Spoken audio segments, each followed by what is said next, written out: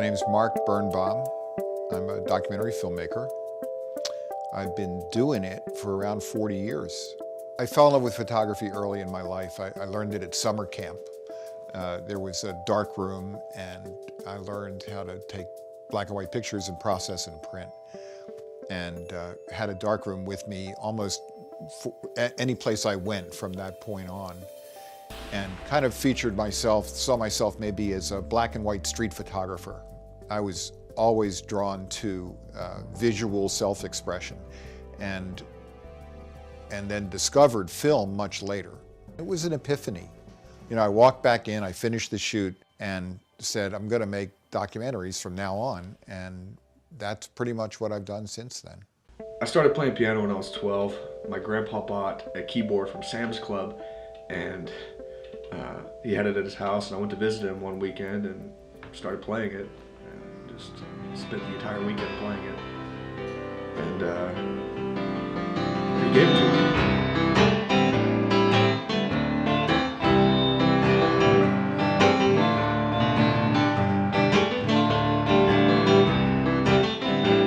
Something about the piano, just the way that it's set up, I can align my fingers and know, I can look at the piano and know which note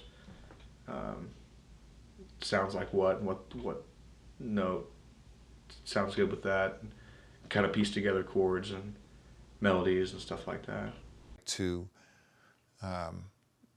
discover a story or have someone expose you to it and then walk into it with a camera. Ladies and gentlemen, once again, please welcome Maestro Jeff Helmer and the Dallas Wind Symphony. And start telling the story of this person's life or this community or this event that you're present for. And, you know, to break it down into its components, its elements, and get a strong visual sense, offer a strong visual sense of what's going on, and then sit and talk to people through the interview and pull the story out of all of that, and then sit in the editing room and put it together. That was, there's just never been anything in my life that I've enjoyed more. It's enchanting to be able to do that. I've always loved creating from the very beginning, improvising and learning different scales and what I could do with certain notes and how certain chords went with each other. I've always been interested in that. I play music with Chase in a group called The Knocking. We are completely different musically. He knows stuff that I don't know, I know stuff that he doesn't know, and we just kind of mesh. Remembering when, oh yes, I miss those days, but would they be there anyways if she was gone? Am I right or wrong? Maybe I'm crazy, this shouldn't faze me. So if you can have the relationship with an artist that enables you to give them positive criticism and the trust in that artist to listen to you and back and forth, and then some really great things can happen. But at the end of the day, it's, you know, music is a feeling. It's not a black and white algorithm. I have a dear friend, Bart Weiss. Bart is a professor at UTA, teaches film and video production. You also might want to get Preference Manager, which is free. I've got it. Okay. I've got All it. right, very good. Thank you. So you're enjoying this, huh? Yeah, you know, I finally finished the tutorials, and now I'm gonna just start fooling around. I don't have anything right now that I've got to cut, so I'm taking Sherman. You know about the... He's also the creator and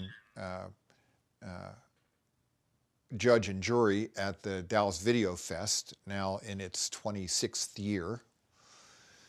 And he's a Brave Combo fan, and so am I. And so we started a film that was going to be the 30th anniversary celebration of Brave Combo.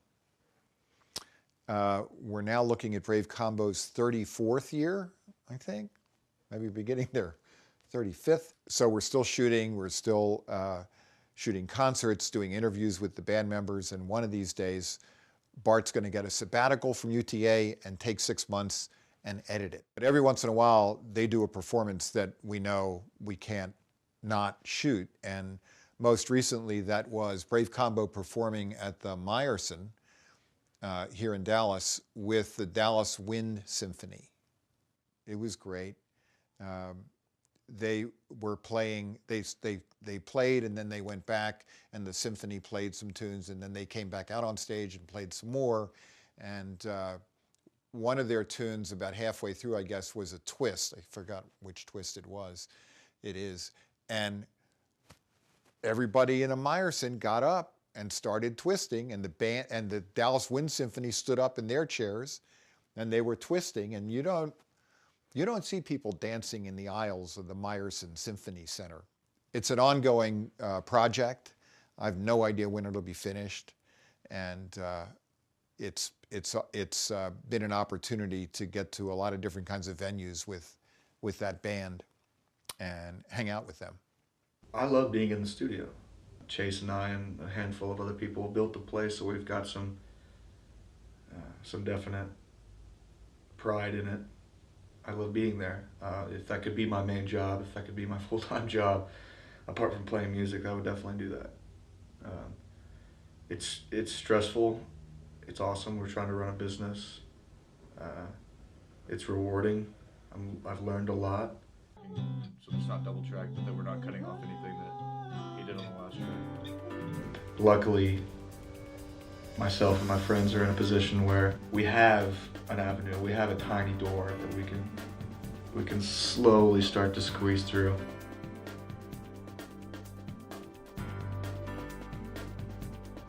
Where it can develop and how it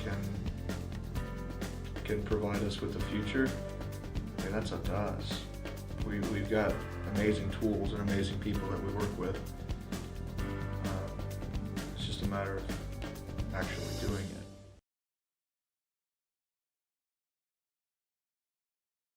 it. HDV and mini DV digital cameras just changed my life as a filmmaker. Changed my life. With the VX1000, the Sony VX1000. It was the first camera that I could afford to buy and own myself that I could do a broadcast product with. This is my camera now, the EX1. And I've been making a living with this camera for almost 4 years now. Great camera. It's just perfect for me, inobtrusive. I can work with it pretty much at chest level, which is where I tend to work. I almost never put it up to my eye. I never use this at all.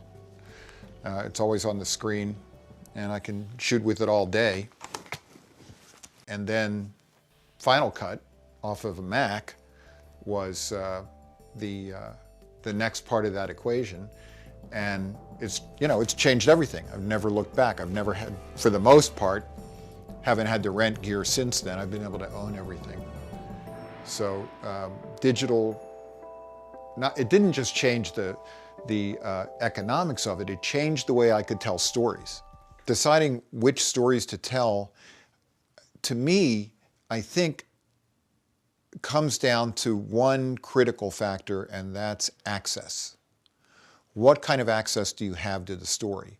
You might read a story in the New Yorker or the New York Times or the Morning News that that clearly would make a great film, but it's in France or New York City, and you'd have to start totally from scratch to try to claw your way into that story. When I travel, this golf bag carries everything. It carries the tripod and lights. And then my camera bag, which is over here, goes in the overhead. But, I've just got different cases that I can configure different ways. My tripod for its local mode, with just the head protected. My B cameras are here. Got a Canon T3i that I use for B work, a Hero 2, and a little handheld video camera that I also use as a B camera, and all the accessories for those. Say a band comes in and they want to record a couple songs. First thing I would ask them is if they wanted to, how they wanted to record. I find that the easiest way with bands is to get the rhythm guitar and the drummer to play at the same time. That way there's a strong bass for the song. So the guitarist knows what the drummer's doing and the drummer knows what the guitarist is doing. And then add the bass, and then add the other instruments, and then the vocals. Someone like Donashay who came in with this demo, or he wanted to do a demo because he is looking to book gigs as a wedding singer, basically. Really, really talented guy. He came in with an acoustic guitar and just his voice. He didn't want to add any backing vocals. He didn't want to add any instrumentals other than his guitar and his voice. He didn't even want any reverb on it.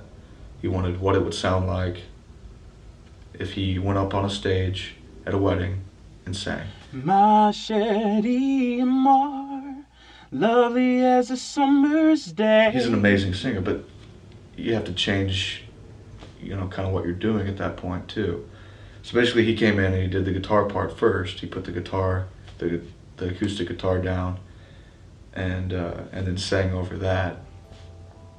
So there's different ways to do different things. If I hear an artist do something that's amazing, I'm going to tell him. If I hear an artist